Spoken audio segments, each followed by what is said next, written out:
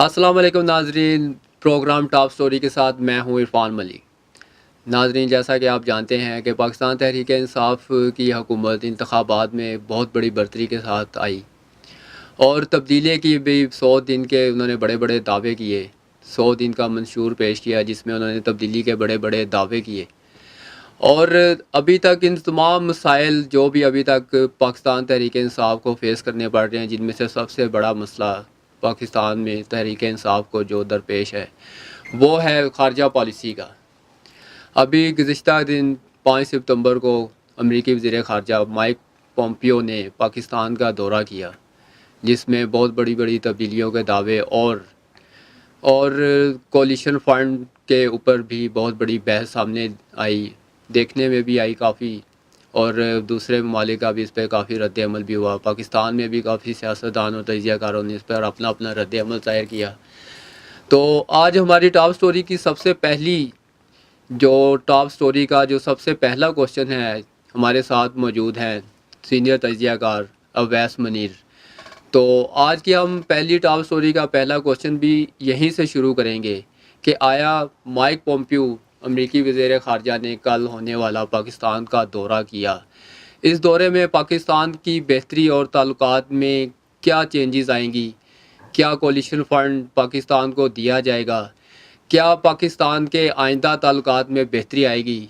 آئیں جانتے ہیں اپنے سینئر تجزیہ کار اویس منیر سے کہ وہ اس بارے میں کیا کہیں گے۔ جی اویس منیر۔ دیکھیں عرفان صاحب، مائک پومپیو پاکستان کا دورہ کر رہے ہیں، لیکن ان کا دورہ تقریباً 8 سے 10 مہینے کے بعد کسی بھی امریکی اعلیٰ عہدیدار کا دورہ ہے پاکستان کا۔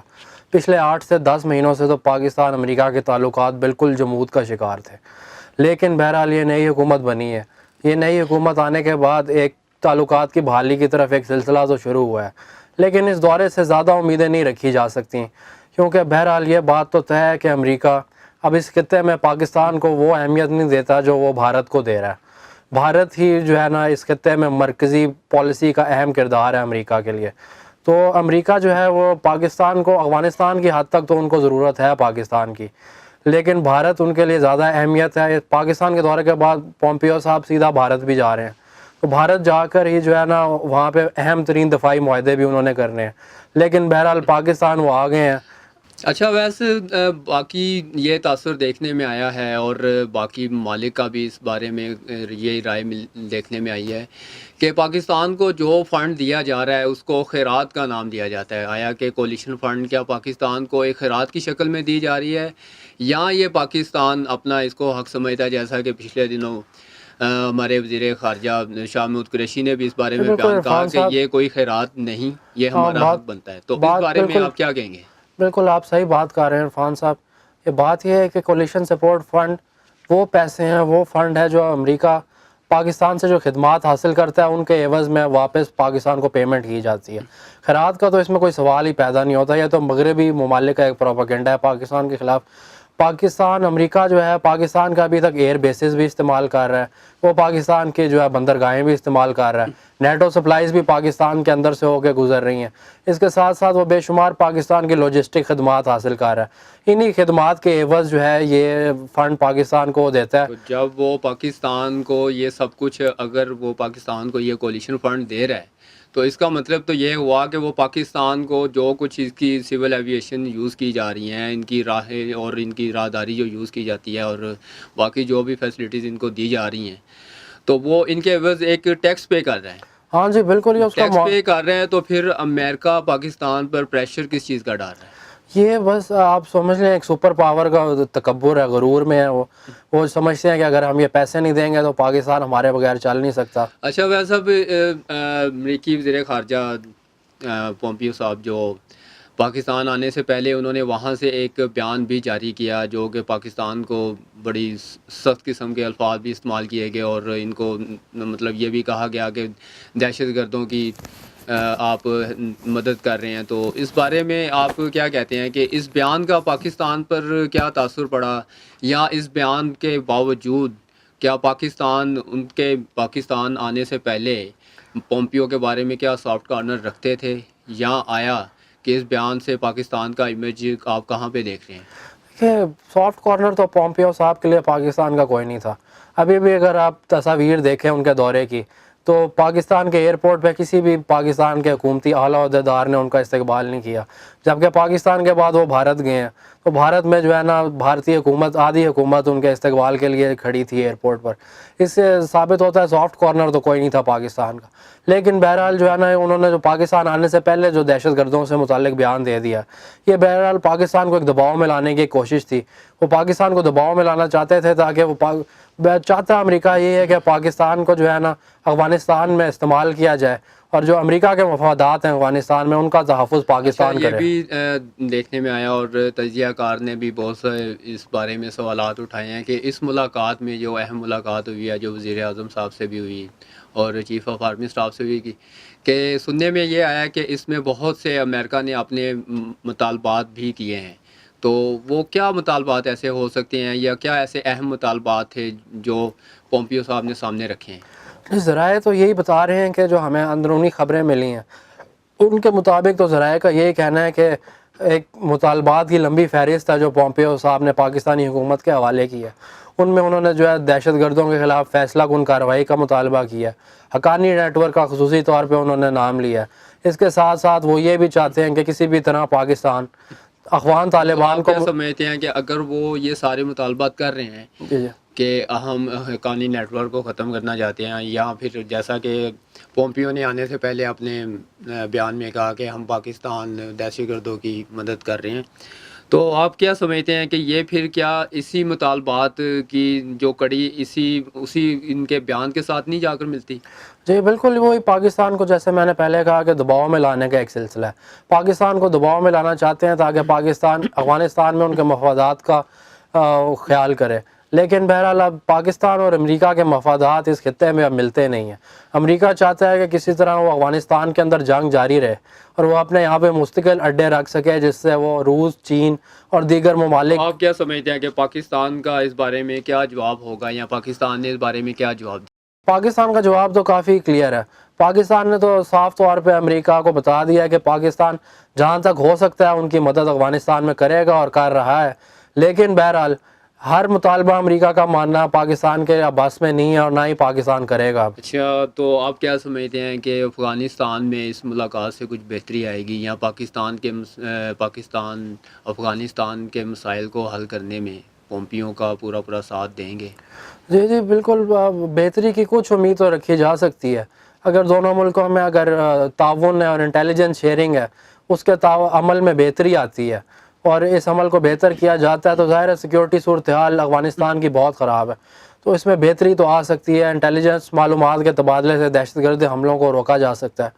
لیکن بہرحال جو ہے وہ اگر بہتری آنی ہے اس خطے میں تو امریکہ اور تعلقات پاکستان امریکہ کے ساتھ تعلقات میں کچھ نہ کچھ بہتری لانی ہوگی. اچھا, یہ بھی ہے کہ ان کے بیان پر جو پومپیو نے وہاں سے آنے سے پہلے بیان جاری کیا تھا اپنا, تو اس سے کیا امریکہ اور پاکستان کے تعلقات میں مزید تلخیاں پیدا نہیں ہو سکتی؟ کیا ان کے جو ہم آنے والے ٹائم میں 5 سال کی ابھی عمران خان صاحب کے سامنے حکومت پڑی ہوئی ہے, 5 سال کا ایک بہت بڑا پیریڈ ہے, تو کیا اس لمبے پیریڈ میں دوبارہ آگے آنے والے جو ہمارے فارن ریلیشن شپ ہوں گے کیا اس پہ کوئی اثرات پڑیں گے؟ جی اثرات تو دیکھیں بالکل منفی اثرات تو پڑتے ہیں, لیکن بہرحال یہ کوئی نئی بات نہیں ہے جو انہوں نے کی ہے.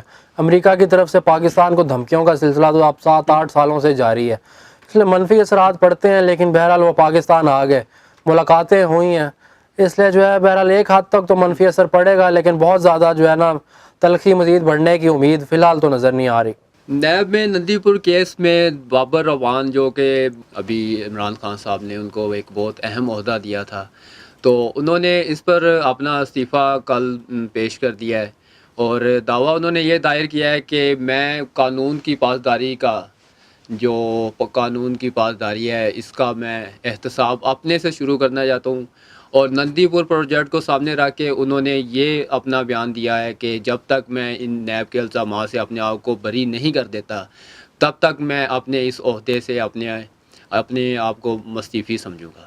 تو آپ کیا سمجھتے ہیں کہ بابر روان نے وزارت سے استعفیٰ دیا تو کیا یہ انہوں نے ٹھیک کیا یا نیب کے الزامات کیا وہ صحیح ثابت کر سکیں گے؟ دیکھیں عرفان صاحب, اس سلسلے میں 2 سے 3 چیزیں ہیں. ایک تو پہلی چیز ہے کہ بابر اعوان کے خلاف نیب کی انکوائری کل شروع نہیں ہوئی، کئی سالوں سے جاری تھی. تو یہ پہلی غلطی تو میرے خیال میں یہاں عمران خان صاحب کی ہے کہ ان کو پتہ تھا کہ ایسا شخص جس پہ نیب کی انکوائری اتنے سالوں سے جاری ہے، اس کو انہوں نے وزیر لگایا کیوں؟ ایک وزیر لگا دیا تو پھر مطلب آپ یہ سمجھتے ہیں کہ خان صاحب نے ان کو وزارت دے کر غلطی کی؟ بالکل، یہ ان پہ میرے نیب کے الزامات جا رہے تھے، کیونکہ یہ بابر وان صاحب پر تقریباً کوئی مشرف کے دور پہ یہ نیب کا ان پہ جی جی بالکل آپ صحیح فرما رہے ہیں. یہ کوئی تو تقریباً 2007-8 سے یہ نندی پور کیس بابر اعوان صاحب کے اوپر الزامات موجود ہیں. تو عمران بابر اعوان صاحب پھر 2007-8 سے لے کر ابھی تک پھر ان الزامات سے بری کیوں نہیں ہو سکے؟ تو یہ کیس کسی ایک لمٹ یا کسی ایک جگہ تک کیوں نہیں پہنچ سکا، کیوں نہیں حل ہو سکا؟ تو بس اس میں یہ نیب کی کوتاہی آپ اس کو کہا جا سکتا ہے کہ ایک شخص جس پہ 10 سالوں سے اربوں روپے کی کرپشن کے الزامات چل رہے ہیں، اس کو آج تک منطقی انجام تک نیب والوں نے کیوں نہیں پہنچایا؟ لیکن بہرحال اگر کیس چل بھی رہا تھا تو خان صاحب جو کہ بڑی تبدیلی کے دعوے دار ہیں اور ان کی ساری الیکشن مہم ہی کرپشن کے خلاف ہے، انہوں نے ایک ایسے شخص کو وزارت کیسے دے دی جس کے خلاف نیب کی انکوائریاں چل رہی ہیں، اور آپ ان کے وزیر بننے کے بعد نیب نے آپ ان یہ پہ... کہہ رہے ہیں کہ مطلب آپ کا کہنے کا مطلب یہ ہوا کہ عمران خان صاحب کی وزارت میں، کابینہ میں بہت سے لوگ بھی ایسے ہیں جو نیب زدہ ہیں؟ بالکل، اس میں تو کوئی شک نہیں ہے. اسی طرح علیم خان صاحب کا نام لیا جا سکتا ہے. علیم خان کو پنجاب کی صوبائی سینئر وزیر بنا دیا گیا ہے، لیکن ان کے اوپر بھی نیب کی پیشیاں آئے روز وہ اور بھگتتے ہیں. جیسا کہ عثمان بزدار صاحب کا پچھلے دنوں ایک بالکل، بہت بڑا عثمان اسکینڈل بزدار سامنے آیا تھا. عثمان بزدار صاحب کی مثال سامنے، ان پہ تو قتل کے کیسز نکل آئے، نیب کی انکوائریاں بھی ان پہ جاری ہیں. لیکن خان صاحب تو یہ کہتے ہیں جی کہ میں نے پورا ایک ہفتہ ان پہ انکوائری کی اور ایک بہت شفاف اور ایک سنسیئر بندہ جو سامنے لے کر آیا ہوں، تو میری نظر میں اس سے اچھا جو پنجاب کا وزیر اعلیٰ نہیں کوئی ہو سکتا. اس کا بہتر جواب تو خان صاحب ہی دے سکتے ہیں، لیکن جو ہے وہ اب اس بارے میں کیا کہا جا سکتا ہے کہ ساری میڈیا شور ڈال رہا ہے. آپ کا میڈیا پہ سٹوریز آ رہی ہیں جی بزدار صاحب جو ہیں ان پہ قتل کے مقدمے ہیں، اہلیت کا ان کا پتہ نہیں ہے، لیکن پھر بھی خان صاحب نے ان کو وزیر اعلیٰ بنا دیا. اس کا بہتر جواب تو وہی دے سکتے ہیں. لیکن بہرحال ابھی تک تو عمران خان ابھی ویسا پچھلے دنوں خاور مانیکا کا ایک جی جی اسکینڈل اور ایشو سامنے میں دیکھنے میں آیا، جس میں انہوں نے کیا کہتے ہیں ان کا رضوان گودل صاحب ڈی پی او تھے، تو ان کو انہوں نے تبادلہ کرنے کے ایک بہت بڑا اسکینڈل سامنے میں آیا. تو آپ اس بارے میں کیا سمجھتے ہیں کہ آیا ان کو یہ رائٹ بنتا تھا کہ یہ ان کو تبادلہ کرنے کی سفارش کر سکتے ہیں؟ دیکھیں جی، بادیوں نظر میں جو ابھی تک ہمارے سامنے حقائق آئے ہیں، ان حقائق کے مطابق تو ابھی تک بالکل اپنے اختیارات کا ناجائز استعمال کیا بزدار صاحب نے. جی، ایک رضوان چیف جسٹس صاحب نے بالکل بہت سخت ایکشن لیا، اور رضوان گجر صاحب کا ایک کردار سامنے آیا جس کے بارے میں کہا گیا کہ انہوں نے رضوان گوندل صاحب ڈی پی او، ہاں جی، انہوں نے جو ہے وہ بلوایا ڈی پی او صاحب کو اور ان کو معطل کر دیا، حالانکہ حکومت کے ساتھ ان کا کوئی تعلق بھی نہیں. اب یہ اس کو ہم اختیارات کی ناجائز استعمال کے علاوہ اور کیا کہہ سکتے ہیں؟ اب خان صاحب نے جو ہے براہ راست وزیر اعلیٰ پنجاب بزدار صاحب کو لگایا ہے، اب ان کو بھی چاہیے اس معاملے میں کچھ ذمہ داری لیں. ویسے اب عمران خان یو این اجلاس میں شرکت کے لیے امریکہ نہیں جا رہے، تو آپ کیا سمجھتے ہیں کہ یہ فیصلہ صحیح ہے، غلط ہے؟ دیکھیں جی، میرے خیال میں تو یہ غلط فیصلہ ہے، کیونکہ بہرحال عمران خان صاحب آپ یہ بھی ساتھ میں کہہ رہے ہیں کہ 3 ماہ تک وہ ابھی کوئی بھی بیرون ملک کوئی بھی دورہ نہیں کرنے جاتے، کیونکہ ہماری اکانومی ابھی فی الحال اس قدر اسٹرانگ نہیں ہے کہ میں کوئی بھی یا ان کے کوئی بھی وزیر فی الحال 3 ماہ تک باہر کا وزٹ نہیں کریں گے، جیسا کہ پہلی حکومتوں میں ہوتا تھا کہ ابھی اقتدار سنبھالا نہیں اور ساتھ ہی آپ دورے پہ دورے کرنے شروع کر دیے، کیونکہ ان پہ بھی کروڑوں کے اخراجات آتے ہیں. تو آپ کیا سمجھتے ہیں کہ اس طرح ان کے باہر کے ممالک کے دورے نہ کرنے سے کچھ اکانومی پہ فرق پڑے گا؟ دیکھیں، جہاں تک باہر کے دوروں کا تعلق ہے، بے شک دوسرے ممالک نہ جائیں، ٹھیک ہے، پیسے کی بچت ہے، لیکن بہرحال یو این اجلاس میں تو ان کو لازمی شرکت کرنی چاہیے، کیونکہ بہرحال یو این کا ایسا پلیٹ فارم ہے جہاں پہ پوری دنیا موجود ہوتی ہے. اب پاکستان کو اپنا موقف مضبوطی کے ساتھ دنیا کے سامنے رکھنے کے لیے یو این میں خان صاحب کا جانا، وہاں ان کی موجودگی اور دنیا کے سامنے تقریر کرنا پاکستان کا موقف دنیا میں اجاگر کرے گا. کیونکہ آپ کو پتہ ہی ہے پاکستان کا امیج تو پہلے دنیا میں جو ہے نا ایک کافی نیگیٹو امیج بنا ہوا ہے. اس طرح تو پھر پاکستان کا امیج اگر خان صاحب اگر باہر کے دورے نہیں کرتے یا یو این کے اجلاس میں شرکت نہیں کرتے، تو کیا پاکستان کا موقف عالمی سطح پر بہت زیادہ کمزور نہیں ہو جائے تو گا؟ یہ بالکل اس چیز کے کافی خدشات موجود ہیں، کیونکہ جب ایک ملک کا وزیر اعظم موجود نہیں ہوگا اور باقی پوری دنیا کے سربراہان وہاں پہ ہوں گے، تو جب جو ہے وہ بھارتی وزیر اعظم مودی صاحب بھی وہاں جائیں گے، وہ پاکستان پہ الزامات لگائیں گے، تو ایک طرف کا موقف جو ہوگا، جو پاکستان مخالف بیانیہ ہے، اس کو بڑی جو عالمی سطح پر مضبوطی ملے گی، جبکہ پاکستان کا موقف جو ہے نا وہ اس کو وہ اہمیت حاصل نہیں ہو سکے۔ یہ بھی تو خان صاحب کا ایک بڑا اقدام ہے کہ ابھی وہ یہ چاہ رہے ہیں کہ ہم اپنی اکانومی کو بہتر کریں۔ اپنی اکانومی کو بہتر کرنے کے لیے جب تک آپ اپنے انٹرنل ایکسپنسز کو کنٹرول نہیں کریں گے تب تک تو دیکھیں عرفان صاحب، وہ بات یہ ہے نا کہ آج کل کے دور میں 4 دن کا دورہ کرنے سے بہت بڑا فرق کوئی نہیں پڑنے والا، اور آج کل حکومتی امور چلانے کے لیے بہرحال یہ جو معیشت سے ریلیٹڈ جو ساری چیزیں ہیں، یہ تو ویسے ہی جو ہے نا قلمدان اسد عمر صاحب کے پاس ہے، تو میرے خیال میں تو 4 دن کا دورہ کر لیتے تو پاکستان کو فائدہ ہی زیادہ تھا، نقصان اتنا کچھ نہیں تھا۔ 4 دن میں معیشت کی جو صورتحال ہے اس میں خاص فرق نہیں پڑنے والا، اور اگر کوئی اہم معاملات ہیں بھی تو وہ اسد عمر صاحب دیکھ سکتے ہیں۔ ابھی خان صاحب کے پروٹوکول میں جو جتنی بھی بلٹ پروف گاڑیاں آتی ہیں تو انہوں نے اس کی بھی سیل کا اعلان بھی کر دیا، اور سیل میرے خیال سے سیل کا انعقاد بھی کیا گیا تھا۔ جی اشتہارات دے دیے گئے جی ہیں۔ بالکل۔ تو آپ کیا سمجھتے ہیں، کیا اس طرح کے چھوٹے چھوٹے اقدامات کرنے سے بھی ہماری کیا ملکی معیشت پہ کوئی تھوڑا بہت اثر پڑے گا؟ دیکھیں کسی حد تک تو ایک سمبولزم ہے، سمبولزم کی اپنی حد تک ایک اہمیت ہوتی ہے۔ ٹھیک ہے، ایک ملک کا وزیر اعظم ہے، وہ لگژری گاڑیاں بیچ رہا ہے، لگژری گاڑیاں 10 15 20 کروڑ کی بک جائیں گی، اس سے جو ہے نا ایک جو ہے نا وزیر اعظم کی طرف سے اپنے عوام کے لیے ایک میسج تو جائے گا کہ وزیر اعظم عوام کے لیے سادگی اپنانا چاہتا ہے، کچھ کرنا چاہتا ہے، لیکن بہرحال 10 15 کروڑ 20 کروڑ کی گاڑیاں 100 بیچ دے گا، اس سے جو ہے نا اوور آل ملکی صورتحال اور معیشت پہ بہت بڑا اثر پڑتا ہی نہیں دیکھ رہا میں۔ تحریک انصاف نے تبدیلی کے بڑے بڑے دعوے کیے کہ سب سے پہلے تو ان کے دعووں میں سے ایک یہ بھی بہت بڑا دعویٰ تھا کہ ہم مہنگائی کی شرح کو جلد سے جلد نیچے لائیں گے اور مہنگائی جو بہت حد تک کم کرنے کی کوشش کریں گے۔ تو ان کی تبدیلی کے دعووں میں سے ایک سب سے بڑا دعویٰ جو ابھی میرے خیال سے ہوا ہوتے ہی نظر آیا ہے، اور وہ یہ ہے کہ گیس کے نرخ میں جو ابھی ریکارڈ اضافہ کیا گیا، 50% گیس کے قیمتوں میں اضافہ کیا گیا ہے۔ تو آپ کیا سمجھتے ہیں کہ اس سے پاکستان یا تحریک انصاف کی حکومت پہ کیا، عوام کے کیا اثرات ہوں گے؟ جی بہرحال عوام پہ تو بوجھ پڑے گا، یہ تو ایسی بات ہے، یہ 49% ایک بہت بڑا یہ تو ایسی بات ہے اگر جس پہ عام آدمی ریکارڈ ایک قسم کا یہ 49% 200 آپ دیکھ سکتے ہیں، بالکل۔ یہ تو عمران خان نے مہنگائی کے پہاڑ توڑ دیے وہاں پہ، جس بندے کا 200 روپیہ گیس کا بل آتا تھا اب 1000 روپیہ آئے گا۔ اور اس پہ صارفین پہ، جو گھریلو صارفین پہ کہتے ہیں کہ 180% کا اضافہ ہوا ہے، تو جو اس سے مہنگائی کی جو صارفین پر جو ریشو پڑے گی وہ 180% پر آئی۔ یہ نہایت ہی شاکنگ قسم کا اقدام اٹھایا ہے عمران خان صاحب نے۔ اچھا، آپ کیا سمجھتے ہیں اس فیصلے سے تحریک انصاف کے جو تبدیلی کے دعوے ہیں، جو مہنگائی کم کرنے اور بے روزگاری کم کرنے سے، تو یہ تو اس سے کافی نفی نہیں ہوتی نظر آ رہی ہے آپ کو؟ جی بالکل، اس سے تو عوام پہ بڑا شدید منفی اثرات پڑیں گے، مہنگائی بڑھے گی، عوام پہ بوجھ پڑے گا، اور اس کا ڈیفینیٹلی جو ہے نا اس کا منفی اثر عمران خان پہ اور ان کی سیاست پہ آئے گا۔ اس طرح کے اگر فیصلے اگر کیے جائیں گے یا اس طرح کے فیصلے ہو رہے ہیں تو اس سے عوام کو کیا ریلیف ملے گا؟ عوام سے جی تو اسد عمر صاحب نے تبدیلی کی تو بہت بڑی انہوں نے ایک امید لگا رکھی تھی۔ اسد عمر صاحب نے اور عمران خان صاحب نے پہلے 100 دن کے پلان پیش کیے، ان میں اس قسم کے اقدامات کا کوئی ذکر نہیں تھا۔ حکومت سنبھالتے ساتھ ہی انہوں نے بجلی گیس کی قیمتیں بڑھانی شروع کر دیں۔ اب اس سے جو ہے عوام پہ تو منفی اثر پڑے گا، ریلیف ملنے کا کوئی چانس نہیں، اور بہرحال اس طرح کے اقدامات سے جو ہے وہ تحریک انصاف کی سیاست پہ بہت دھچکا لگے گا ان کو۔ جی ناظرین، یہاں پہ لیں گے ایک چھوٹا سا وقفہ، اسٹے ود اس۔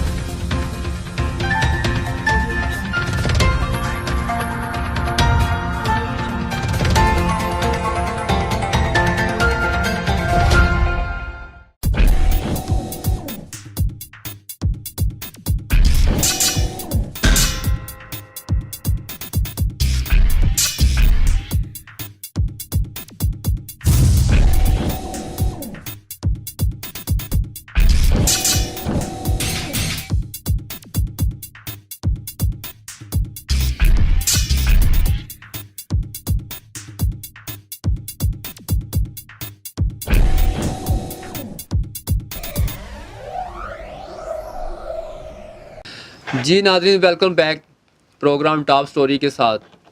تو بات ہو رہی تھی ناظرین تحریک انصاف کے تبدیلی کے بڑے بڑے دعوے جو کہ اب کافی حد تک نفی ہوتے بھی نظر آئے. تو تحریک انصاف کی تبدیلی کے بڑے دعووں میں سب سے پہلا جو دعویٰ تھا وہ معاشی لحاظ سے پاکستان کو استحکام کرنا، معاشی لحاظ سے پاکستان کو مضبوط کرنا. لیکن ٹھیک ہے، عمران خان صاحب نے دعویٰ کیا کہ ہم IMF سے قرضے نہیں لیں گے، اپنی معیشت کو مستحکم کریں گے، مضبوط کریں گے. تو ابھی فی الحال جو پاکستان کی عوام پر جو سب سے بڑا مہنگائی کا پہاڑ توڑا گیا ہے گیس کی نرخوں میں اضافے کی وجہ سے، تو ابھی بات اسی پر ہو رہی تھی. ابھی مزید ہم اسی کو پھر آگے اسی ٹاپک کو مزید لے کر چلتے ہیں اور جانتے ہیں اویس منیر صاحب سے کہ آیا اس گیس کے نرخوں سے پاکستان کی اکانومی پہ یا پاکستان کی معیشت پہ کس حد تک فرق پڑ سکتا ہے. کیونکہ پچھلے دنوں جو ایک بیان جاری ہوا تھا اس میں یہ کہا گیا تھا کہ یہاں تو IMF سے ہم قرضے لے کے گیس کے محکموں کو اور گیس کی پیداوار کو بہتر کر سکتے ہیں، یا پھر ہم اسی گیس میں قیمتوں کے اضافے کے ساتھ اپنی گیس کی اکانومی کو بہتر کر سکتے ہیں. تو ابھی جانتے ہیں اس بارے میں مزید اویس منیر کے ساتھ. اویس منیر، آپ کیا سمجھتے ہیں کہ آیا گیس میں اضافے کیے گئے 49%، تو کیا اس طرح کرنے سے عوام کو ریلیف تو ظاہر ملے گا نہیں، کیا اکانومی پہ کیا اثر پڑے گا؟ جی میرے لحاظ سے تو اکانومی پہ اس کے منفی اثرات ہی ہوں گے، کیونکہ جہاں تک آپ کو یاد ہوگا کہ الیکشن سے چند ماہ آپ پہلے یہ بھی تو دیکھیں نا کہ اگر گیس کی قیمتوں میں اضافہ کرنے سے ہم IMF کی طرف بھی نہیں جا رہے، اگر IMF سے قرضے نہ لے کر ہم گیس کی قیمتوں کو بڑھا کر وہی پیسہ جب ہمارے پاس ہمارے معیشت میں میرے خیال میں یہ تھوڑی حکومت بہتری آتی ہے یہ حکومت تو کی فضول دلیل ہے. اس سے جو ہے وہ معیشت پہ آپ یہ کہہ رہے ہیں کہ یہ حکومت کی فضول دلیل؟ میرے خیال میں تو حکومت بالکل اس کا جھوٹ بول رہی ہے. گیس کے نرخوں کا جو ہے وہ IMF کے ساتھ اتنا خاص تعلق کوئی نہیں ہے.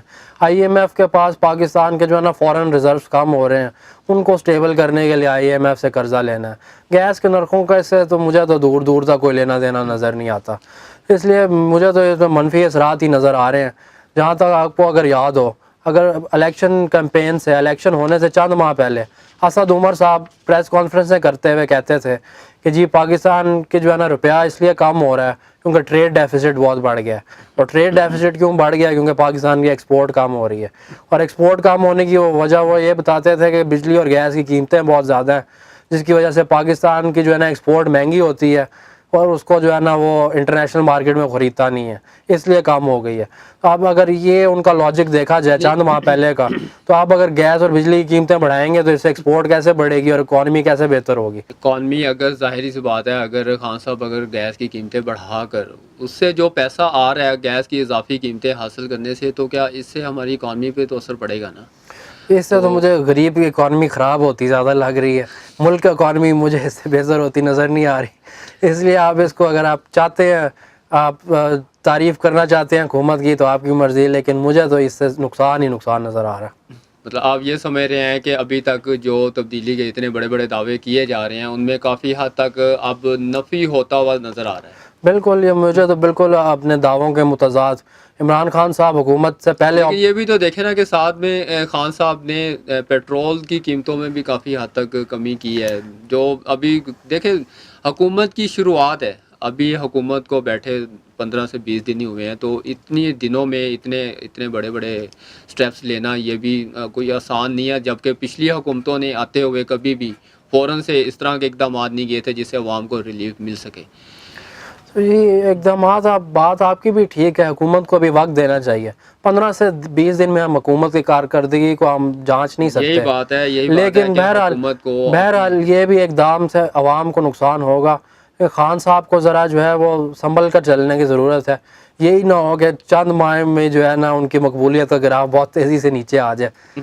اچھا جی، پچھلی حکومت نے کرپشن کے بہت بڑے بڑے کیسز کیے، بہت بڑے بڑے کرپشن کے انبار لگائے، اور ابھی تک فی الحال تو باہر سے پیسہ جو لوٹا گیا پاکستان کا 300 ارب روپے باہر منی لانڈرنگ کی نواز شریف نااہل جو ابھی تک وزیر اعظم ہمارے، جنہوں نے پاکستان کی اکانومی کو بری طرح تباہ کیا. تو ابھی تک تو خیر پاکستان کا پیسہ واپس نہیں لایا جا سکا، لیکن یہ ہے کہ اس پیسے کو واپس لانے کے لیے بھی بہت سے اقدامات جاری ہیں. وفاقی کابینہ کے آئے دن اجلاس بھی چل رہے ہیں اور کافی کوششیں کی جا رہی ہیں کہ ہم پاکستان کا لوٹا ہوا پیسہ واپس لائیں. تو حکومت کی کارکردگی کافی حد تک بہتر بھی دیکھنے میں آ رہی ہے اور انشاءاللہ تعالی آگے بھی کافی بہتریاں نظر آ رہی ہیں. تو پچھلے حکومت کے چوروں میں سے ایک سب سے بڑے جو چور صاحبان ہیں، جو کہ ہمارے وزیر خزانہ بھی رہے ہیں، اسحاق ڈار صاحب، ابھی جن پر چیف جسٹس صاحب نے آج ایک بہت بڑا بیان بھی دیا ہے کہ ایک شخص لندن کی گلیوں میں آزادانہ گھوم رہا ہے اور واپس آنے کا نام نہیں لے رہا. اگر واپس آنے کا کہا جائے تو ان کی کمر میں چک پڑ جاتی ہے. تو یہ ان کا بیان سامنے دیکھنے میں آیا ہے. تو چیف جسٹس صاحب نے اسحاق ڈار کی واپسی کے لیے حکومت کو 10 دن کی مہلت دی ہے کہ 10 دن کے اندر اسحاق ڈار صاحب کو ملک واپس لایا جائے. تو اویس صاحب کیا سمجھتے ہیں کہ اسحاق ڈار صاحب کو 10 دن کے اندر ملک واپس لایا جا سکتا ہے؟ کیا ایسی پاسبلٹی ہو سکتی ہیں؟ بہرحال جی سپریم کورٹ تو اپنی طرف سے کوشش کر رہی ہے. آج جیسا آپ نے کہا چیف جسٹس نے الفاظ استعمال کیے ہیں جی یہ تو کیس ہی سارا چک سے چکا گیا ہے. جی تو بالکل. اس قسم کے الفاظ اسحاق ڈار کے لیے باعث وہ واقعی ان کی چک کی طرح چکا ہی گیا بالکل. تو یہ الفاظ اس طرح کے دیکھیں چیف جسٹس صاحب تو اپنی طرف سے کوشش کر رہے ہیں. اسحاق ڈار کے لیے باعث شرم ہے کہ اس ملک کے وزیر خزانہ رہا، وہ ملک میں آنے کو بھی تیار نہیں ہے. اب نو منتخب حکومت ہے، ان کو 10 روز کی مہلت دی ہے چیف جسٹس صاحب نے اس سلسلے میں. تو آپ کیا سمجھتے ہیں کہ آیا کہ اتنی بڑی جو کرپشن کے کیسز ہیں ان پہ، تو پہلے بھی ریڈ وارنٹ جاری کیے گئے؟ جی جی بالکل، حکومت کوششیں تو کافی عرصے سے کر رہی ہے، لیکن بہرحال اگر دیکھیں وہ لندن میں موجود ہیں. حکومت اپنی طرف سے کوشش تو کر سکتی ہے، لیکن بہرحال اس پہ سارا زیادہ اس کیس کا انحصار جو ہوگا نا، اٹارنی جنرل صاحب نے اپنے بیان میں یہ کہا کہ سماعت کے دوران انہوں نے یہ کہا جی کہ انٹرپول کے ذریعے ان کو واپس لایا جا سکتا ہے، لیکن ہمارا انٹرپول کا ان کے ساتھ تبادلہ اتنا اسٹرانگ نہیں ہے. ہاں لیکن یہ ہے کہ خان صاحب کی حکومت چاہے تو ان کے ساتھ ان کے معاہدے اگر ہوتے ہیں تو اس سے وہ بات بھی کافی حد تک درست ہے. لیکن جیسے میں کہہ رہا تھا کہ جو ہے نا بہرحال اس کیس کا زیادہ انحصار جو ہوگا نا وہ برطانوی حکومت کے رویے پہ ہوگا، کیونکہ بہرحال وہ انگلینڈ میں موجود ہیں. تو اگر برطانوی حکومت چاہے گی تو وہ پاکستان آ سکتے ہیں، لیکن اگر برطانوی حکومت نے راستے میں روڑے اٹکائے تو پھر بہرحال حکومت چاہے جتنی بھی کوشش کرے ان کو لانے میں کافی مسائل پیش آ سکتے ہیں. بہرحال دیکھیں 10 روز کی مہلت ہے، 10 روز بعد ہی ہمیں پتہ لگ جائے گا کہ کیا ہوتا ہے اس سلسلے میں. تو آپ کیا سمجھتے ہیں کہ منی لانڈرنگ کا جتنا پیسہ، جتنی کرپشن انہوں نے کی، تو کیا وہ پیسہ بھی پاکستان کو واپس ملے گا؟ بالکل آنا تو چاہیے، حکومت جتنی ایفرٹ کر سکتی ہے اس کے سلسلے میں کرنی چاہیے. آپ کو یاد ہوگا جب عمران خان وزیر اعظم منتخب ہوئے تھے تو ان کی برطانوی سفیر سے ملاقات ہوئی تھی. تو برطانوی سفیر نے عمران خان نے برطانوی سفیر کو یہی کہا تھا کہ جی آپ کے ملک میں بھی ہمارا کئی 100 ارب روپیہ چوری کا جو ہے نا موجود ہے، جائیدادوں کی صورت میں، ریئل اسٹیٹ کی صورت میں. تو یہ پیسہ بھی پاکستان واپس لانے کے لیے نا برطانوی حکومت پاکستان کی مدد کرے. تو برطانوی حکومت نے بھی اس سلسلے میں حامی بھری تھی. تو اب تو لیکن آنے والا وقت ہی بتائے گا بہرحال کہ آپ جو ہے نا کس حد تک کو تعاون کرتے ہیں اور کس حد تک یہ معاملہ آگے چلتا ہے. کہ اسحاق ڈار صاحب اگر واپس آتے ہیں تو کیا ان کو سزا کی ان کی میعاد کیا ہو سکتی ہے؟ جیسا کہ بالکل سزا تو ان کو کافی میرے خیال سزا ملی. ہاں بالکل ان کو سزا تو میرے خیال منی لانڈرنگ کیسز کے تحت 8 سے 10 سال کی سزا ہو سکتی ہے، اور جو ہے سزا تو کافی سخت ہے اس سلسلے میں. تو میرے خیال سے اس سے بھی زیادہ مزید سخت سزا ہونی چاہیے کہ جنہوں نے پاکستان کو اس حال میں، اس طرح بدحالی میں انہوں نے چھوڑا ہے. جی بالکل، اس حوالے سے تو حکومت ہو چکی ہے ہماری حکومت. آپ اگر سمجھتے ہیں کہ مزید سخت سزائیں ہونی چاہیے، جیسے چین میں، سعودی عرب میں، کئی ممالک میں کرپشن کی سزا موت ہوتی ہے. ایک نیا اٹھنا چاہیے کہ آیا کہ اس طرح کی منی لانڈرنگ کیسز میں سزائیں سخت سے سخت مزید امینڈمنٹ کی جا سکتی ہیں. بالکل، اس پارلیمان کو اس حوالے سے قانون سازی کر سکتی ہے اور کرنا چاہیے ان کو، کیونکہ اگر چین کی مثال دیکھیں تو چین بھی ہمارے طرح غریب ملک تھا 30-35 سال پہلے تک، لیکن انہوں نے اتنی سخت سزائیں رکھی، سزائے موت دی کرپشن کرنے والوں کو. اور آج دیکھیں چین کہاں پہنچ چکا ہے. اگر یہی سزا ہمارے لا میں ہو جائے تو آپ کیا سمجھتے ہیں کہ کرپشن ختم نہیں ہو سکتی؟ بالکل، اس سے کرپشن ختم کرنا تو مشکل کام ہوتا ہے دنیا میں، لیکن بہرحال اس میں بڑی حد تک خان صاحب کا بہت تو دعویٰ ہے کہ ہم کرپشن کو بالکل جڑ سے اکھاڑ دیں جی گے. دعوے ان کے اپنی جگہ پہ ہیں، لیکن بہرحال پوری طرح کرپشن کو ختم کرنا بڑا مشکل ہوتا ہے پوری دنیا میں کہیں بھی، صرف پاکستان میں نہیں کہیں بھی دنیا میں. لیکن بہرحال جو ہے نا اس کرپشن کی لیول میں اس کو بہت حد تک کمی لائی جا اس کی سکتی ہے، طاقت میں کمی کی جا بہت سکتی کمی لائی. جی. ویسے اب آگے بڑھتے ہیں کرکٹ کی طرف. تو ایشیا کپ کے لیے پاکستان کرکٹ ٹیم کا اعلان کیا گیا ہے، تو کیا انتخاب میرٹ پر کیا گیا یا میرٹ پر ہوگا؟ بالکل ایشیا کپ ایک بڑا ایونٹ آ رہا ہے، 6 ملکی ایونٹ ہے، دبئی اور یو اے ای میں ہوں گے یہ میچز. اس میں جو ہے وہ پہلی بار میرا خیال ایشیا کپ میں پہلی بار ہے کہ افغانستان کی ٹیم بھی حصہ لے رہی ہے. تو بالکل ٹیم کا اعلان کیا گیا ہے، 16 رکنی ٹیم ہے. اس میں 2 بڑی جو ہے وہ ایک تبدیلیاں کی گئی ہیں. ایک سینئر پلیئر ہے محمد حفیظ جی. اور دوسرے ہیں عماد وسیم، دونوں کو ڈراپ کر دیا گیا. تو اس کا وہ کافی وہ ناراض بھی نظر آتے ہیں محمد حفیظ. جی بالکل، محمد حفیظ نے اپنے ٹیم سے سلیکٹ نہ ہونے پر سوال اٹھایا کہ جی مجھے کیوں نکالا. تو یہ آپ کو پتہ ہے، اب سوال ان پہ بھی آ گیا مجھے کیوں نکالا. بالکل یہ سوال ہر جگہ سپورٹس میں بھی آ چکا ہے. تو یہ تو میرے خیال سے ایک بہت بڑا ڈائیلاگ بن چکا ہے پاکستان کا. تو محمد حفیظ نے اپنے تحفظات کا اظہار کیا، انہوں نے سوال پوچھا کرکٹ بورڈ سے کہ جی مجھے کیوں نکالا. تو کرکٹ بورڈ کے چیئرمین نے ان کو یقین دہانی کرائی ہے کہ جی آپ ہمارے ورلڈ کپ پلان میں ابھی شامل ہیں، آپ نا امید نہ ہو. کیونکہ بیچ میں خبریں تو یہ بھی آ رہی تھیں کہ محمد حفیظ صاحب نے جو پریس کانفرنس طلب کر لی ہے اور شاید وہ کرکٹ سے ریٹائرمنٹ کا اعلان ہی کر دیں.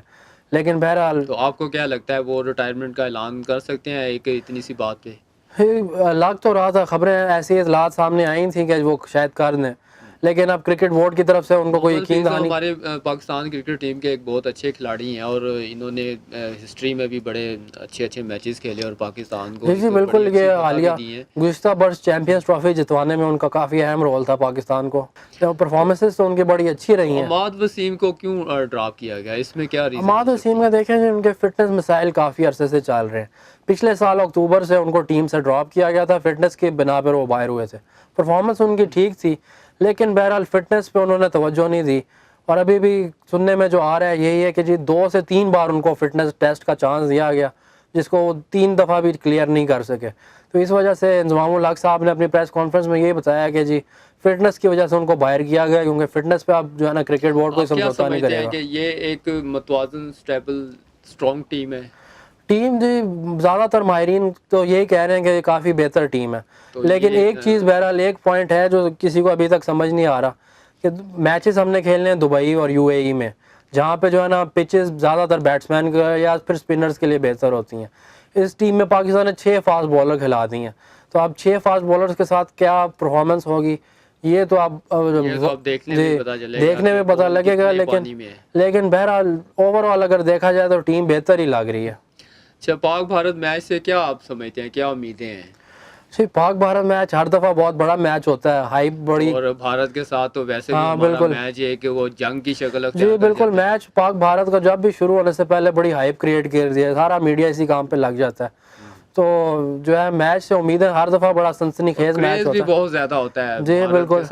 اور اس دفعہ ایک خاص بات یہ ہے کہ بھارتی ٹیم میں ان کے کپتان وراٹ کوہلی نہیں ہوں گے اس دفعہ، ان کو بھارتی کرکٹ بورڈ نے ریسٹ دے دیا ہے. تو اس دفعہ کپتانی بھی کیا سمجھتے ہیں یہ ریسٹ کہیں کوئی خوف تو نہیں ہے ان کو کہیں دوبارہ سے بہت بری طرح ہارنے کا؟